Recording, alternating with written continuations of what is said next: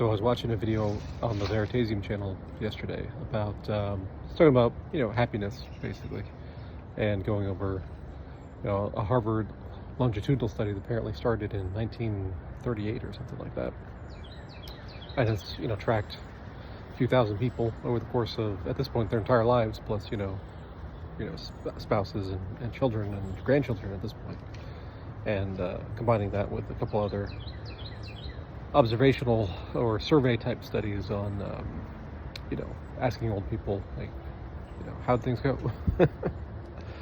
And it's the same kind of stuff that we've all heard before. People find satisfaction and meaning in their relationships and not in their work, and not as much in their wealth. So, there's an exception to that, though.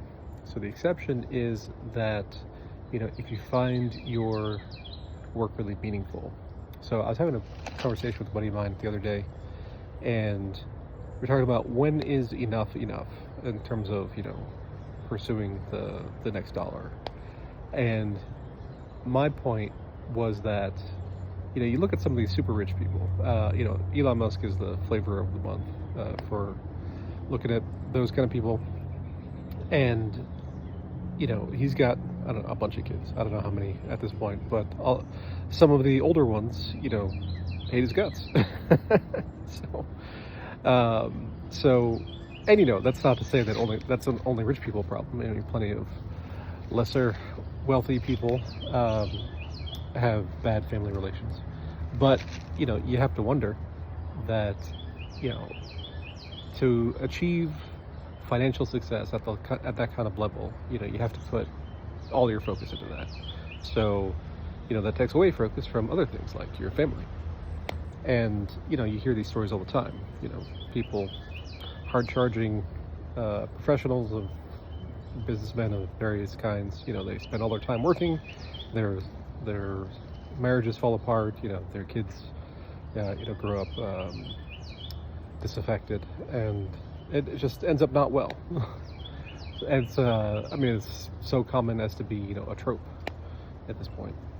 So when is enough, right? So it's possible that you have a mission that's large enough to balance that out. So there's a Japanese farmer who's named Fukuoka, and he really was I don't want to say a pioneer, but he kind of was like a back to traditional methods kind of revolutionary in Japanese farming. Did a lot of research on getting rice yields, and showing that the traditional, or not the traditional, but the systems that have been developed in Japan for farming rice, they have lost sight of why they were doing the things that they were doing, and he was able to get equivalent or better yields by using natural farming techniques. So and he's another guy. He spent all his time on the farm. His kids didn't like him, and that did not have a terribly happy ending. But was his mission enough to counter that out at the end of his life, and make that looking back on that, make that satisfactory? With Elon Musk, he's pioneering space flight and electric cars and communications networks and all that kind of stuff. And is that enough to counteract the fact that your kids won't talk to you? I don't know. It's going to be an individual decision, but it's certainly possible. If you're a mid-level manager who spends all your time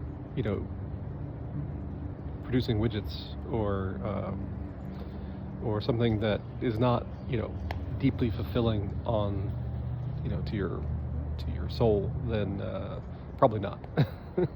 And most people are in that second camp, not revolutionizing transportation and bringing humanity to the to, well, not necessarily to the stars, but at least to multiple planets. So yeah, there's definitely a balancing act there. Most people's missions are not world transformation, and so I think those people, just 99.9%, are probably better spent recognizing that it's the relationships in their lives that are going to matter the most in the long run. So they should focus on those. And obviously we all need monetary success in order to keep functioning, but how much is too much? And I think that transition point is like, well, am I losing connection with my relationships? And I was talking about dumb burst number. There's your family, your kin, and your clan group, and then your tribe. It's kind of the four sectors to think about. And you want to make sure that the things you're doing are good for you today, good for you tomorrow, good for you in the long run, and same thing for all those kinship groups. So you have to prioritize, and I think that is just something that's so easy to get lost in. I was talking to a new client day before yesterday, and we were talking about working on your business versus in your business, which is a common refrain that I talk about and others do as well. And she she was surprised, I think, that I was talking about these things, and it's like you're a small business owner, and here's kind of what happens, and I was just going through the fact that people get caught up in doing the thing rather than focusing on the business itself. And she was like, yeah, that's exactly right. so I was like, I know, I've talked to thousands of people just like you, and I've done it myself. I get caught up in the doing the thing, and I have to take a step back and assess what are my real priorities, and then take a further step back and say, what are my life priorities? So it's a constant struggle. Yesterday I was talking about maintenance, fighting entropy, and it just has to be done. You gotta put in the work to fight against the breakdown of all your systems. And it's a constant, never-ending struggle, but that's just how the universe works. I wish it were otherwise. Well, maybe not.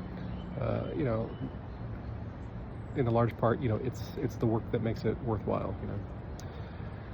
But yeah, that's kind of where we are. So focus on the things that are worth focusing on. That's what it comes down to, and then put in the work. It's the same story, I feel sometimes I feel a little silly recording these, but they're good for me. I mean, primarily these are for me to just kind of get my thoughts out there and get them into a concrete form. And it helps to remind me, because I have my own refocusing that I need to do, and it's a constant thing. That's just how it is. So anyway, we'll check back in tomorrow. But the good news is that the clouds are gone, sun is out, sky is blue, so I think it's going to be a nice day.